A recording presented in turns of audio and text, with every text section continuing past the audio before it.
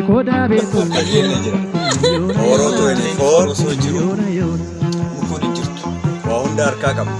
Orootoo Yuunifoor keessanii. Maaloo nurraa nafina. Subscribe godha. Waliifis qooda.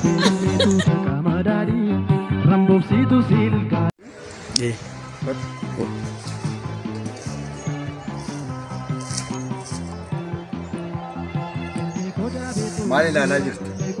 Orootoo Yuunifoor. Orootoo Yuunifoor. Orootoo Yuunifoor filannoo keessan haa ta'u halkanis guyyaa sa'a 24 isin faana jira. Orootoo Yuunifoor subscribe godha.